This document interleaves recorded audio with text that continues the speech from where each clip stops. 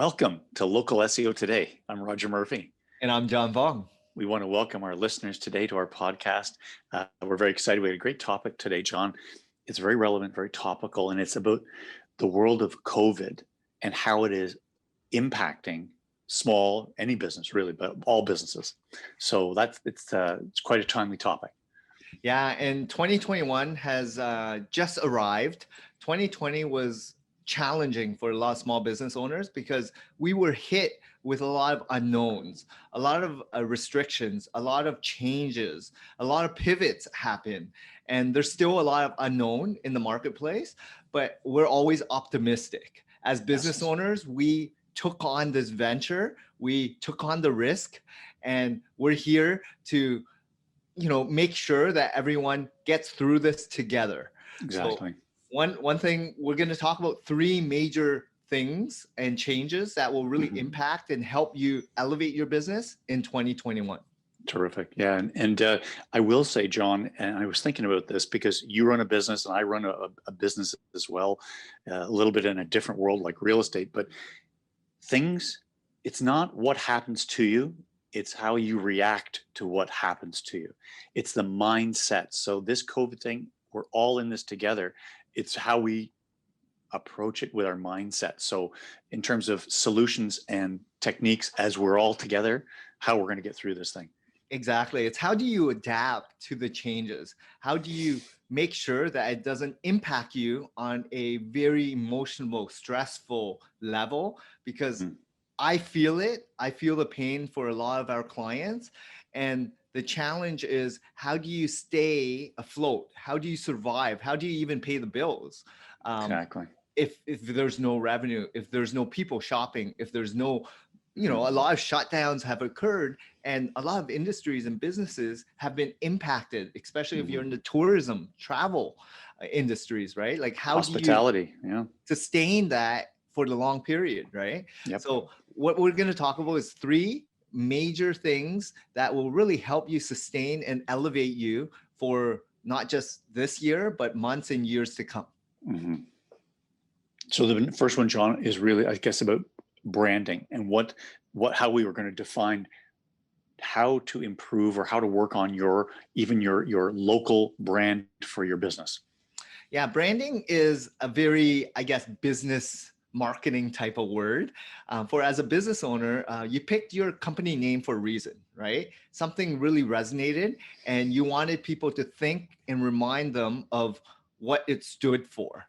And there's always a value proposition or some sort of statement that people can resonate with when they think of your company.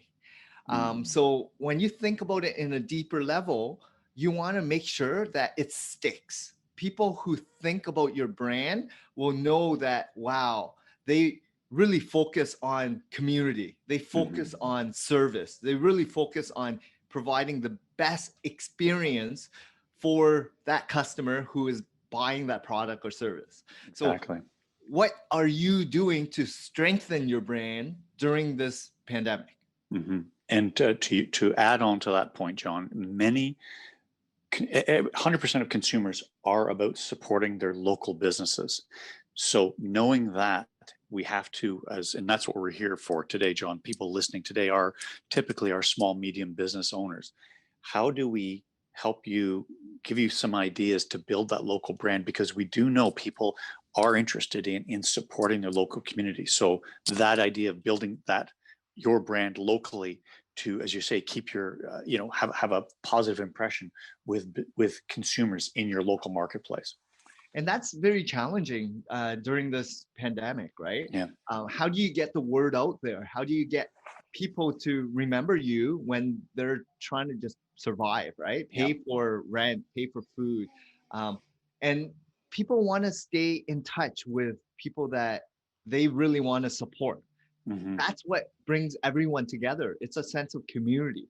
There's that relationship that people want to ensure that they continue supporting. They want to help wherever they can, because over the years, maybe they've been very loyal to you, right? So what can you do to ensure that that brand stays very strong even during tough times? Yep. And visible. Yeah, exactly. So there's a I lot can of tell things. you. Yeah, go ahead, Go Raj. ahead. No, I was just going to say in one instance, and again, every business is different. We're going to talk, but in the service-based businesses, I'm continually amazed, John, at how many vehicles have no branding on them, drive around the city. So if you are a local service provider, this is a time to really think about. If I'm out there on the road and I'm an essential worker, and I want to make sure that people know I'm your local person, whoever that person is. I remember a gentleman that was a small operator, entrepreneur in the plumbing and drain industry. He had one truck, but he had spent a good investment in making it all graphic for his brand.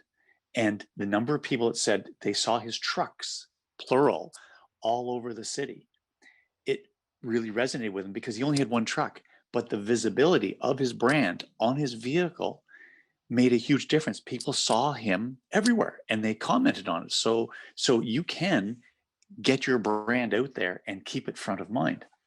Exactly. And I think Yeah. that's so critical in a sense of understanding where your customers are now navigating and shopping, right? Behaviors have shifted. If you're home based today, you may be spending more time in front of a computer than ever before.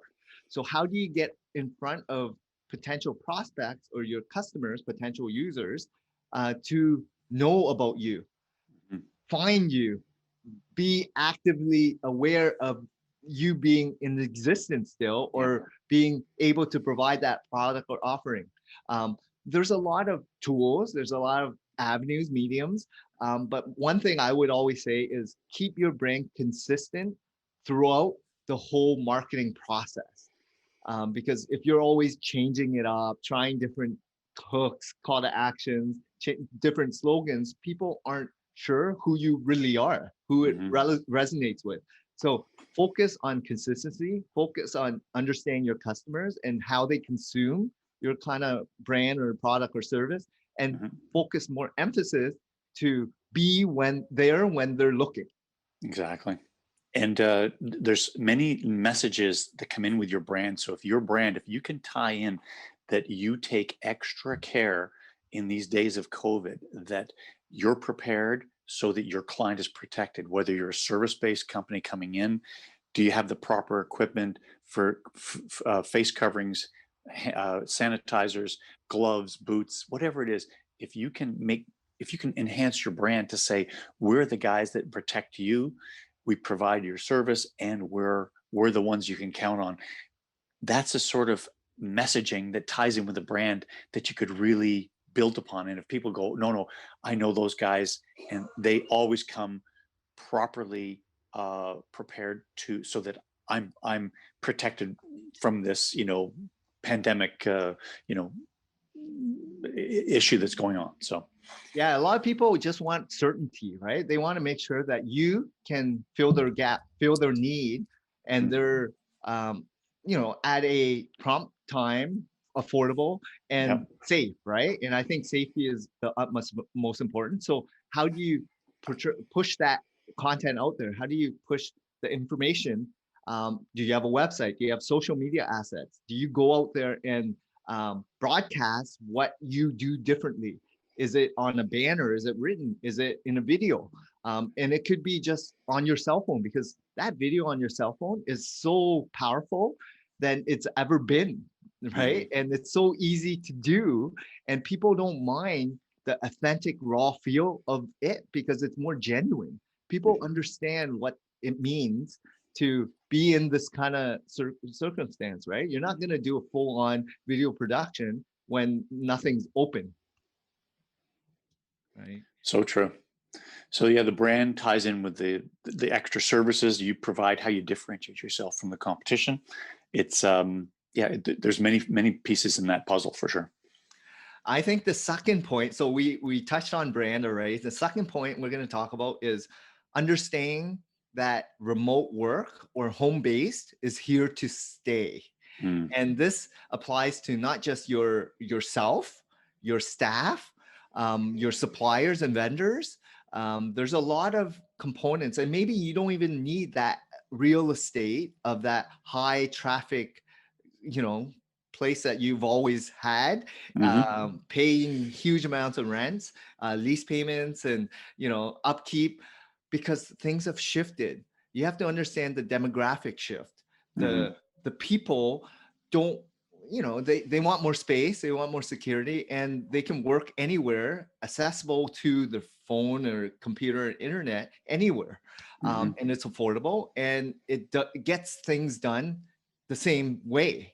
So if you understand and acknowledge that there's a shift in not just demographics, but your customers, then you may understand there's gaps and opportunities for you to spend more time cultivating remote workers and do it for yourself as well. Like, how many days a week do you need to actually be in the office Hmm. if less people are actually visiting you in person? Yep. Um, Depending on what industry you're in, of course. That's what I was just going to say. This we want to, whether you're hospitality, we know that people are ordering in or doing takeout, or there's the food delivery services. If you're service based, again, that people are working from home, they're not out and about driving as much as they were before. So you're, as a business owner, trying to get your message out to people that are in front of a computer for way more than they used to be, and they're not traveling as much as they used to be. Yeah, you've got to pivot for that. You got to make adjustments for that.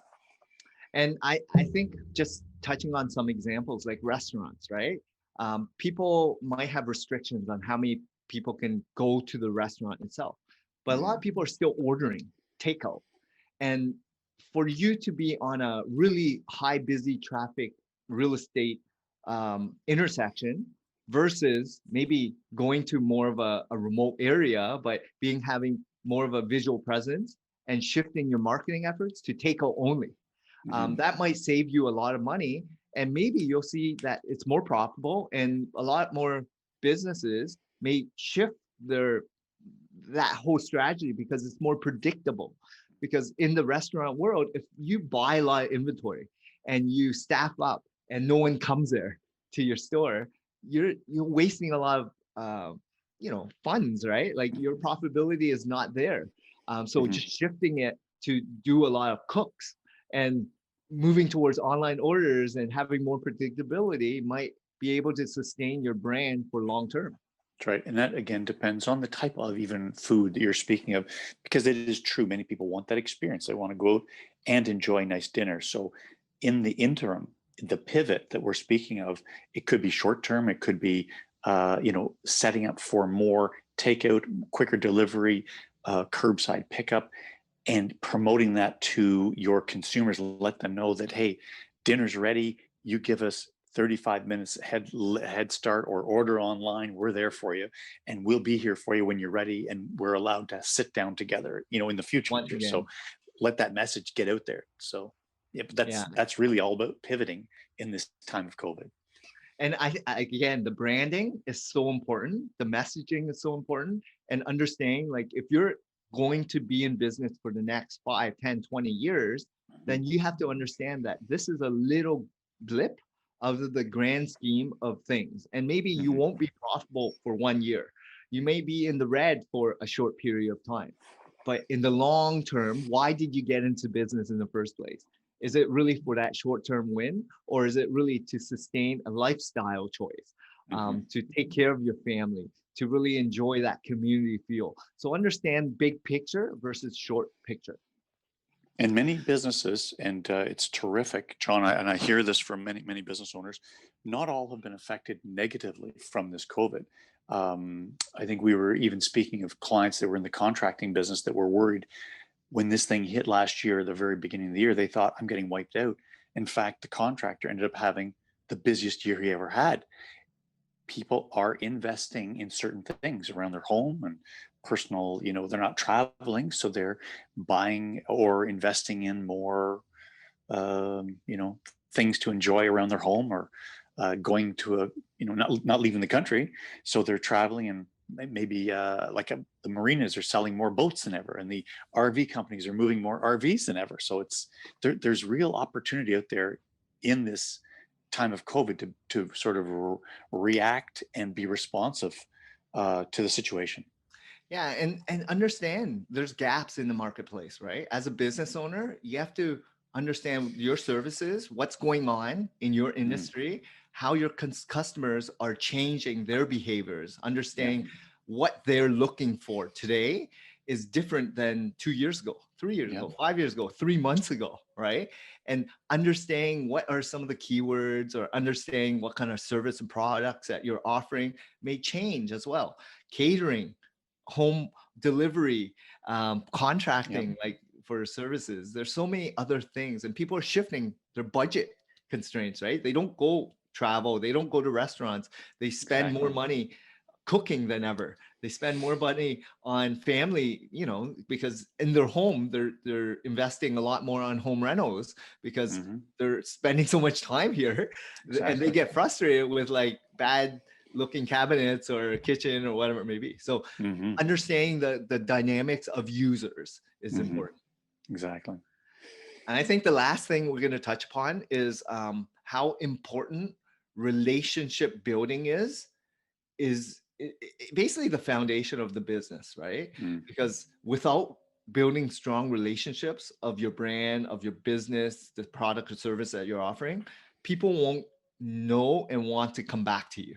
So what Mhm. are you doing to even harvest a stronger relationship with your clients? Exactly. And I was talking actually to one of our clients yesterday, John, and we were just talking about getting more reviews on Google. He says, I work so closely with my clients. He's in the HVAC industry, but he works very closely with his clientele. And he instantly got another 10 just by asking, would you write a review for me? That says to me, he takes care of his clients because just by him asking, would you write me a review? Instantly they flooded in. So this idea in these times, an entrepreneurial mindset of how do I build this relationship with my client that I am their trusted provider for anything around their home, whether this, as I say, this is heating, ventilation, services, but he's building a very tight relationship with his clients. And if you've been in business for 5 years, you probably have dozens, if not hundreds, of really loyal customers. Mm, And for you to just let them know that you're in business or let them know that you're here to support and I want to still continue servicing you. Do you mind writing a review or what are you looking for during this time? Or just giving them a call or sending them an email or whatever it may be. mhm. It just makes them feel reassured, that customer, that you are in it for the long term. You're going to Yep. still be here. You're there to really look after their customers, listen, understanding how you can get better. These are things that you have to learn as a business owner or else you're not going to survive, right? Mhm. And these are intangible assets that you need to really, that skill set of building and harvesting good solid customer service and relationship building. Yep. And at one end of the spectrum, you've got your local coffee shop that has loyal customers because of the product, the quality, but they also have loyalty cards.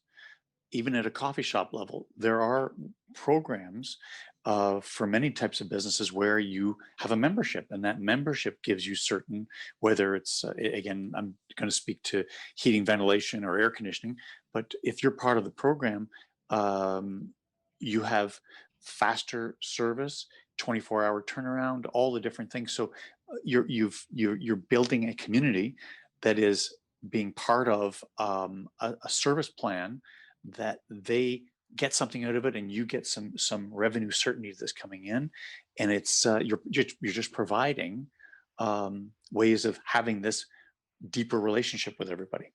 Exactly. People want personalized relationships. They want to know that you're in it with them. The Hmm. price is right. You're a good person. You're going to take care of them.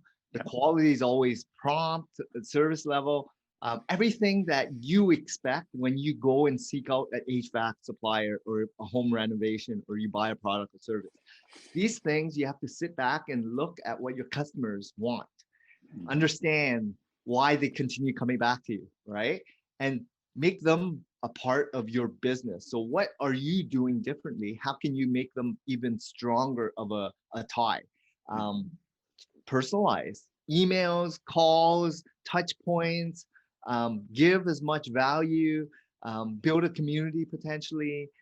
There's a lot of things that you can do, like newsletters, social posts. I know a lot of people are afraid of email marketing, but personalize the emails. Give them a little bit about what's going on in your life or your business at this moment, and people will want to read about what's going on in in your business, right? Mhm. And maybe that's a great chance for you to have some sort of referral program, or let them know like, we're not closed, we're open. So if you still need us, we're here to serve you. Yep.